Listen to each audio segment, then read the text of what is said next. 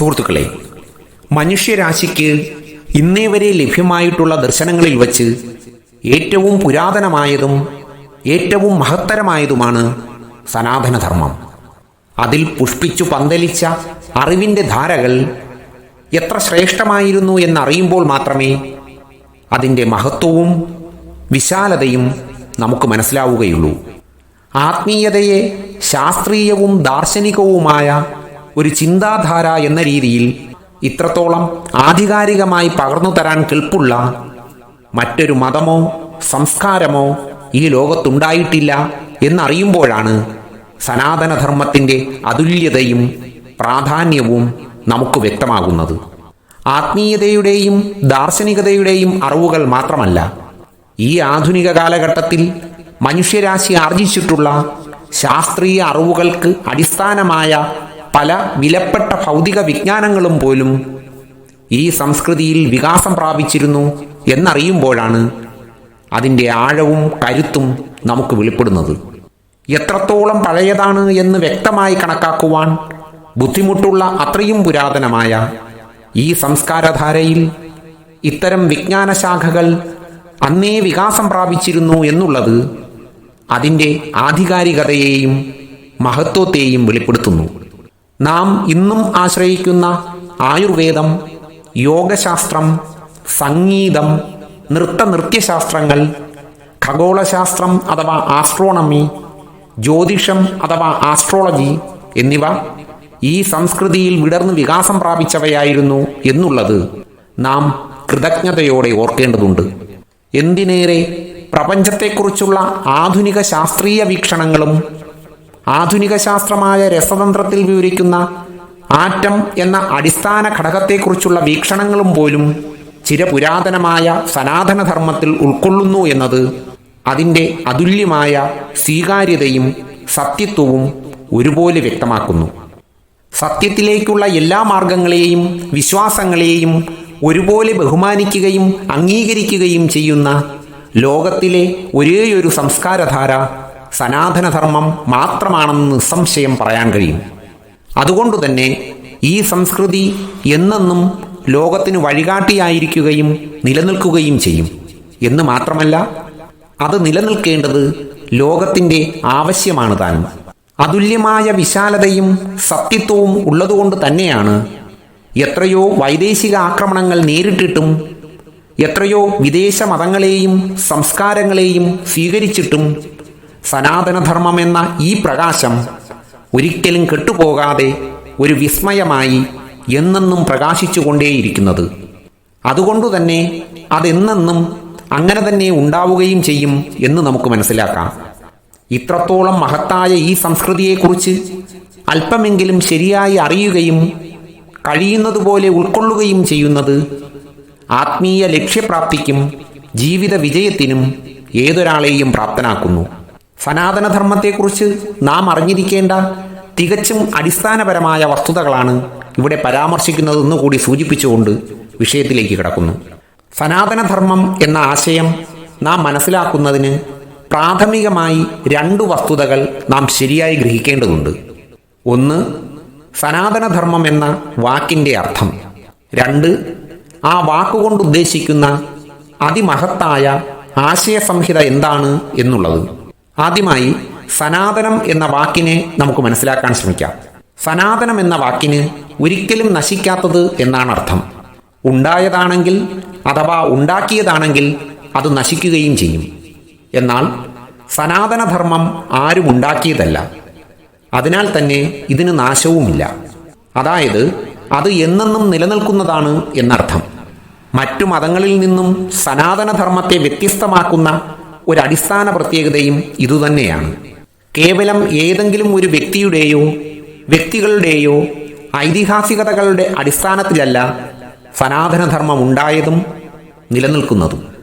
പകരം മന്ത്രദൃഷ്ടാക്കളായ ഋഷിമാർക്ക് പ്രപഞ്ച മനസ്സിൽ നിന്നും വെളിപ്പെട്ട് കിട്ടിയ ദർശനങ്ങളാണ്, പ്രപഞ്ചത്തിലെ ശാശ്വത സത്യങ്ങളാണ് സനാതനധർമ്മത്തിന് അടിസ്ഥാനം. മതങ്ങൾ വരികയും പോവുകയും ചെയ്യും. എന്നാൽ അവയ്ക്കെല്ലാം അതീതമായി നിലനിൽക്കുന്ന പ്രപഞ്ച സത്യങ്ങളുണ്ട്. അവ എന്നെന്നും നിലനിൽക്കുന്നതാണ്, കാലാതിവർത്തിയാണ്, ശാശ്വതമായി നിലനിൽക്കുന്ന ആ പ്രപഞ്ച സത്യങ്ങളുടെ ദർശനമാണ് സനാതനധർമ്മം എന്നതിനാലാണ് ഈ സംസ്കൃതിയെ സനാതനം എന്ന് വിശേഷിപ്പിക്കുന്നത് എന്നു സാരം. ഇതുമായി ബന്ധപ്പെട്ട് ശ്രീമദ് വിവേകാനന്ദ സ്വാമികൾ വ്യക്തമാക്കിയിട്ടുള്ള ഒരു കാര്യം കൂടി ഇവിടെ പരാമർശിച്ചു കൊള്ളട്ടെ. അദ്ദേഹം പറഞ്ഞു, ശ്രീകൃഷ്ണ ഭഗവാൻ ഹിന്ദുക്കൾക്ക് സ്വീകാര്യനായത് അദ്ദേഹം ഒരു രാജാവായിരുന്നു എന്നുള്ളത് കൊണ്ടല്ല, അദ്ദേഹം വളരെയധികം അത്ഭുതങ്ങൾ പ്രവർത്തിച്ചു എന്നുള്ളത് കൊണ്ടുമല്ല, പകരം അദ്ദേഹം തികഞ്ഞ ഒരു വേദാന്തജ്ഞാനിയായിരുന്നു എന്നുള്ളത് കൊണ്ടാണ്. ഇതിൽ നിന്നും സനാതനധർമ്മത്തിൻ്റെ കാഴ്ചപ്പാട് എന്താണെന്ന് വ്യക്തമാണല്ലോ. ധർമ്മം എന്ന വാക്ക് പല ആശയങ്ങളെ ഉൾക്കൊള്ളുന്നു. ധർമ്മം ഒരു പ്രവൃത്തി എന്ന് പരിഗണിക്കപ്പെടുമ്പോൾ അത് എത്തരത്തിലുള്ളതാണ് എന്ന് ശാസ്ത്രങ്ങളിൽ വ്യക്തമാക്കുന്നു. അങ്ങനെ ശാസ്ത്രങ്ങളിൽ വിവക്ഷിക്കപ്പെടുന്ന ധർമ്മമനുസരിച്ച് ജീവിക്കുന്ന ഒരു ജീവിതക്രമം എന്ന ഒരർത്ഥം കൂടി സനാതനധർമ്മം എന്ന പ്രയോഗത്തിലെ ധർമ്മം എന്ന വാക്കുകൊണ്ട് വിവക്ഷിക്കപ്പെടുന്നു.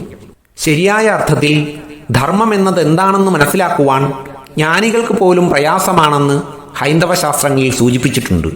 കാരണം ഓരോരുത്തർക്കും അവരുടെ ആന്തരിക പരിശുദ്ധിയും ജ്ഞാനത്തിനും അനുസരിച്ച് മാത്രമേ ധർമ്മം വെളിപ്പെട്ട് കിട്ടുകയുള്ളൂ എന്നതാണ് ഒരു കാര്യം. മാത്രമല്ല, ധർമ്മം ഓരോ വ്യക്തിക്കും ഓരോ സാഹചര്യത്തിനുമനുസരിച്ച് ആപേക്ഷികവും വ്യത്യാസപ്പെടുന്നതുമാണ്. വ്യക്തിപരമായും സാമൂഹികമായും പ്രാപഞ്ചികമായുമുള്ള ധർമാചരണത്തിൽ വ്യത്യാസങ്ങൾ സംഭവിക്കാം. അത്രത്തോളം ഗഹനമായ ധർമ്മമെന്ന ആശയത്തെ സാമാന്യമായി മനസ്സിലാക്കുവാൻ നമുക്ക് ശ്രമിക്കാം. ജീവിതത്തിൽ തൻ്റെ സ്ഥാനവും പങ്കും അനുസരിച്ച് താൻ ചെയ്യേണ്ടതായ കടമയാണ് ധർമ്മമെന്ന് സാമാന്യമായി പറയാം. ഇവിടെ ഒരു കാര്യം നാം വ്യക്തമായി മനസ്സിലാക്കേണ്ടതുണ്ട്. സാധാരണ പറയാറുള്ള ഇംഗ്ലീഷ് പദമായ ഡ്യൂട്ടി എന്ന വാക്കിന് സമാനമായ അർത്ഥമല്ല ധർമ്മം എന്ന പദം കൊണ്ട് ഉദ്ദേശിക്കുന്നത്. ഡ്യൂട്ടി എന്നാൽ ജോലിയുടെ ഭാഗമായി നാം ചെയ്തിരിക്കേണ്ട ഉത്തരവാദിത്വത്തെയാണ് ഉദ്ദേശിക്കുന്നത്, അത്രമാത്രം. എന്നാൽ ധർമ്മം എന്ന വാക്കിൽ ഉത്തരവാദിത്വം എന്നതിലുപരി കടമ, നീതി, സത്യസന്ധത, നിരാസക്തതയോടെയും നിസ്വാർത്ഥതയോടെയും ചെയ്തു തീർക്കേണ്ട കർമ്മം, പരിമിതികൾക്കപ്പുറമുള്ള പരമസത്യത്തിലേക്ക് നയിക്കുവാൻ തക്കവണ്ണം ഹൃദയപരിശുദ്ധി ആർജിക്കുവാൻ നിമിത്തമാകുന്ന കർമ്മം എന്നിങ്ങനെ വളരെ ഉന്നതവും ശ്രേഷ്ഠവുമായ അർത്ഥങ്ങളാണുള്ളത്. സനാതനധർമ്മത്തിൽ ധർമ്മത്തെ 2 വിഭാഗങ്ങളായി തിരിച്ചിരിക്കുന്നു. 1 സാമാന്യധർമ്മം, 2 വിശേഷധർമ്മം. സാമാന്യധർമ്മം എന്നാൽ സ്ഥലകാല പരിമിതികൾക്ക് അതീതമായി എല്ലാവർക്കും ബാധകമായതും സ്വീകാര്യമായതുമായ ധർമ്മങ്ങൾ. ഉദാഹരണം, ചിന്തയിലും വാക്കിലും പ്രവൃത്തിയിലുമുള്ള പരിശുദ്ധി, സത്യസന്ധത, അനാസക്തി, ആത്മനിയന്ത്രണം മുതലായ കാര്യങ്ങൾ. എന്നാൽ വിശേഷധർമ്മം എന്നത് ഒരു വ്യക്തിക്കോ ഒരു സമൂഹത്തിനോ ബാധകമായിട്ടുള്ള പ്രത്യേക ധർമ്മങ്ങളാണ്. ഉദാഹരണത്തിന് വർണ്ണാശ്രമധർമ്മം, ആശ്രമധർമ്മം, രാജധർമ്മം മുതലായവ. ധർമ്മം എന്ന ആശയത്തെ വ്യാസഭഗവാൻ സുവ്യക്തമായി വിശദമാക്കിയിട്ടുണ്ട്. തനിക്കും ജഗത്തിനും ഹിതമായതും ശ്രേയസ്കരവുമായ കടമകൾ പ്രവർത്തിക്കുന്നതിലൂടെ മാത്രമേ ഓരോരുത്തർക്കും ആത്മശുദ്ധീകരണം നേടാൻ കഴിയുകയുള്ളൂ എന്നും അങ്ങനെയുള്ളവർക്കു മാത്രമേ മോക്ഷം പ്രാപ്തമാകൂ എന്നും അത്തരം പ്രവൃത്തികളെയാണ് സ്വധർമ്മം എന്ന് അർത്ഥമാക്കുന്നതെന്നും സാമാന്യമായി പറയാം. ഇവിടെ നമുക്ക് വളരെ എളുപ്പത്തിൽ മനസ്സിലാക്കാൻ സഹായിക്കുന്നതും വളരെ വ്യക്തമായി മനസ്സിലാക്കാൻ സഹായിക്കുന്നതുമാണ് ശ്രീമദ് വിവേകാനന്ദ സ്വാമികളുടെ ധർമ്മത്തെക്കുറിച്ചുള്ള വിശദീകരണം. അദ്ദേഹം വ്യക്തമാക്കുന്നു, മനസ്സിനെ കൂടുതൽ വിശാലമാക്കുന്നത് എന്താണോ അതാണ് ധർമ്മം. ഇത്തരത്തിലുള്ള ധാർമ്മികമായ ഒരു ജീവിതക്രമം എങ്ങനെയാണ് വേണ്ടത് എന്നതിനെക്കുറിച്ചും അങ്ങനെയൊരു ജീവിതക്രമത്തിൻ്റെ ലക്ഷ്യം എന്തായിരിക്കണമെന്നും സനാതന ധർമ്മശാസ്ത്രങ്ങൾ പഠിപ്പിക്കുന്നു. അപ്പോൾ പ്രസക്തമായൊരു ചോദ്യം വരുന്നു, ഈ ശാസ്ത്രങ്ങളും സംഹിതകളും എല്ലാം പൂർണ്ണമായി പഠിച്ചിട്ടുള്ള ഒരാൾക്കു മാത്രമേ ഒരു ധാർമ്മിക ജീവിതം നയിക്കാൻ കഴിയുകയുള്ളൂ? ഒരിക്കലും അങ്ങനെയല്ലെന്നു മാത്രമല്ല, പറയാനുള്ളതല്ല പ്രവർത്തിക്കാനുള്ളതാണ് ധർമ്മം എന്നതത്രേ ശാസ്ത്രവചനം. വെറുതെ ശാസ്ത്രങ്ങളും മന്ത്രങ്ങളും ഉരുവിട്ട് കേൾക്കുന്നതിലും കേൾപ്പിക്കുന്നതിലുമല്ല, മിഥ്യയായ പാണ്ഡിത്യത്തിലുമല്ല, പകരം ഹൃദയം കൊണ്ടുള്ള ശുദ്ധമായ പ്രവൃത്തിയിലും സമർപ്പണത്തിലുമാണ് ധർമ്മം കുടികൊള്ളുന്നത്. എന്നാണ് വ്യാസവ്യാസ ഭഗവാൻ ധർമ്മത്തിനു നൽകിയ ഏറ്റവും പ്രധാനപ്പെട്ട നിർവചനങ്ങളിൽ ഒന്ന്. അതുകൊണ്ടാണ് ധർമ്മത്തെക്കുറിച്ച് ആചാര പരമോധർമ്മ എന്ന് വ്യക്തമായി വിശദമാക്കിയത്. അതായത് ശരിയായ പ്രവൃത്തിയാണ് ശരിയായ ധർമ്മം. ധർമ്മം ആചരിക്കാനുള്ളതാണ്, പറയാനുള്ളതല്ല, ശബ്ദരാശിയല്ല. പകരം പരമമായത് എന്നറിഞ്ഞ് ആചരിക്കാനുള്ളതാണ്, ചെയ്തിരിക്കേണ്ടത് തന്നെയാണ് ധർമ്മം എന്ന് വ്യക്തം. ഒരാൾ എല്ലാ ശാസ്ത്രങ്ങളും പഠിച്ചിട്ടുണ്ടാകാം, വലിയ പണ്ഡിതൻ എന്ന പേരു സമ്പാദിച്ചിട്ടുണ്ടാകാം. പക്ഷേ അയാളുടെ പ്രവൃത്തി ധാർമ്മികമല്ലെങ്കിൽ അയാൾ ഒരു ധർമ്മിഷ്ഠനാകുന്നില്ല. എന്നാൽ മറ്റൊരാൾ ശാസ്ത്രങ്ങൾ ഒന്നും തന്നെ വായിച്ചിട്ടുണ്ടാകണമെന്നില്ല. എന്നാൽ അദ്ദേഹത്തിൻ്റെ പ്രവൃത്തി ഉദ്ദേശശുദ്ധിയുള്ളതും ധാർമ്മികവുമാണെങ്കിൽ അദ്ദേഹം ധർമ്മിഷ്ഠനാണ്. ഇതിൽ നിന്നും പാണ്ഡിത്യമല്ല, ധാർമ്മികതയാണ് അഥവാ ഉദ്ദേശശുദ്ധിയാണ് ഒരു വ്യക്തിയെ ധാർമ്മികനും അധാർമികനുമാക്കുന്നത് എന്ന് വ്യക്തം.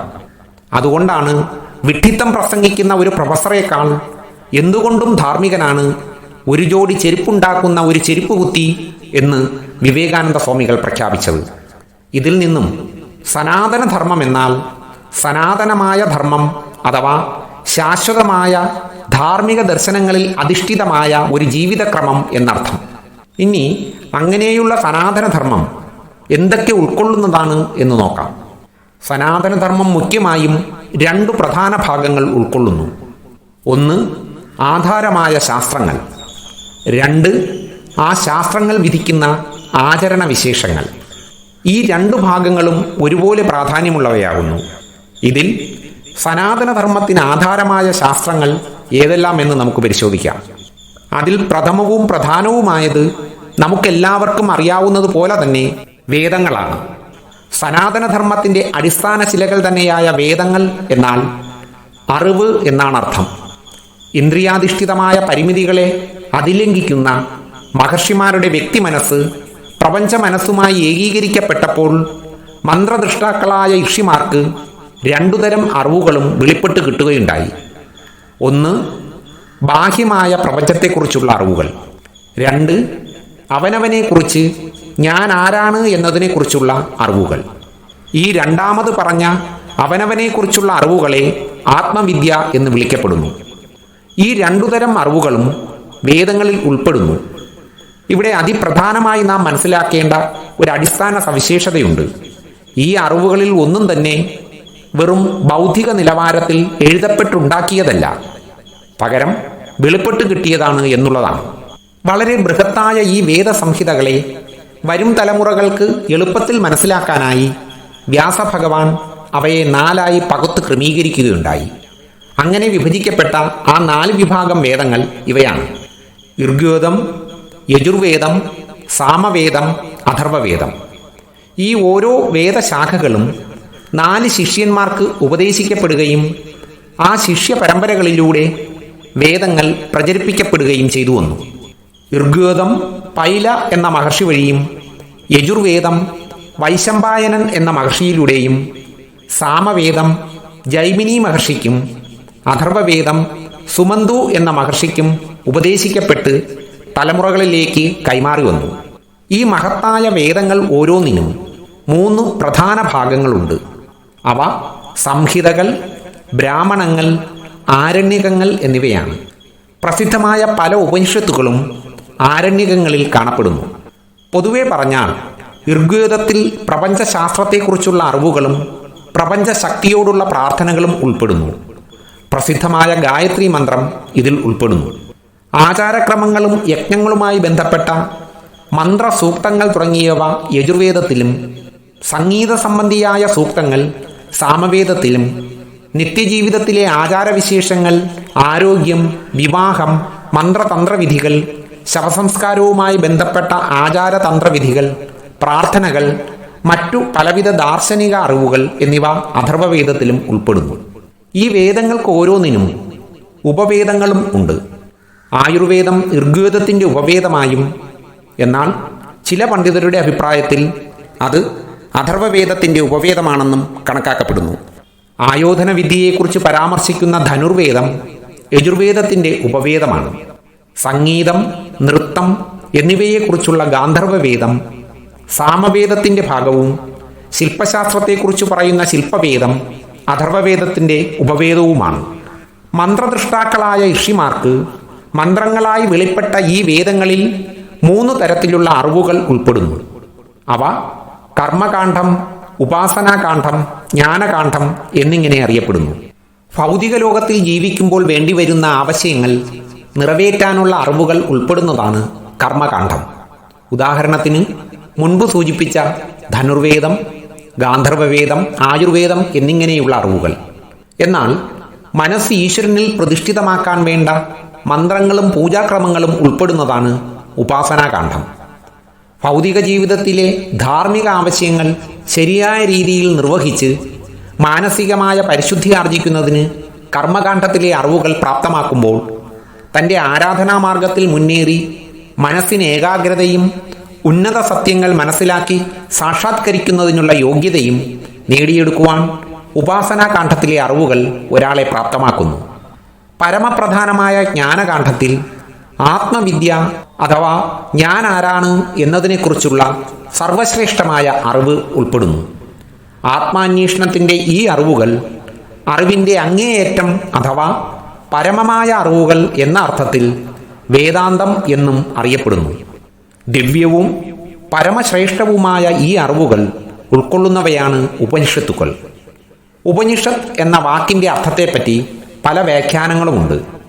ഉപ എന്നാൽ സമീപം, നീ എന്നാൽ താഴെയായി അല്ലെങ്കിൽ നിശേഷമില്ലാതാക്കുക എന്നിങ്ങനെ പല അർത്ഥവ്യാപ്തികൾ സൂചിപ്പിക്കുന്നു. ഷത് എന്നാൽ ഇരിക്കുക അഥവാ അവസാധനം ചെയ്യുക എന്നിങ്ങനെ ഓരോ വാക്കിനും പല അർത്ഥവ്യാപ്തികളുണ്ട്. അതനുസരിച്ച് പല രീതിയിൽ വ്യാഖ്യാനങ്ങൾ ഉണ്ടായിട്ടുണ്ട്. എന്തായാലും അവയിലെല്ലാം മുഖ്യമായി ഉൾക്കൊള്ളുന്ന അർത്ഥം ഇതാണ്: ശ്രേഷ്ഠനായ ഗുരുവിനെ പ്രാപിച്ച് പൂർണ്ണമായ സമർപ്പണ ബുദ്ധിയോടെ തൻ്റെ ഉള്ളിലെ ദുഃഖത്തിനെ അഥവാ അജ്ഞാനത്തിനെ ഇല്ലാതാക്കി പരമമായ ശാന്തി നേടിത്തരുന്നതാണ് ഉപനിഷത്ത് എന്ന് ചുരുക്കം. ഓരോ വേദത്തിൻ്റെയും ഭാഗമായി ഉണ്ടായിരുന്ന എല്ലാ ഉപനിഷത്തുക്കളും ഇന്ന് ലഭ്യമല്ല. 200-ലധികം ഉപനിഷത്തുക്കൾ ഇന്നോളം കണ്ടുകിട്ടിയിട്ടുണ്ടെങ്കിലും അതിൽ പരമ്പരാഗതമായി അംഗീകരിക്കപ്പെട്ടിരിക്കുന്ന 108 ഉപനിഷത്തുക്കളാണ് ലഭ്യമായിട്ടുള്ളത്. അതിൽ തന്നെ 12 എണ്ണം പരമപ്രധാനമായി കരുതുന്നു.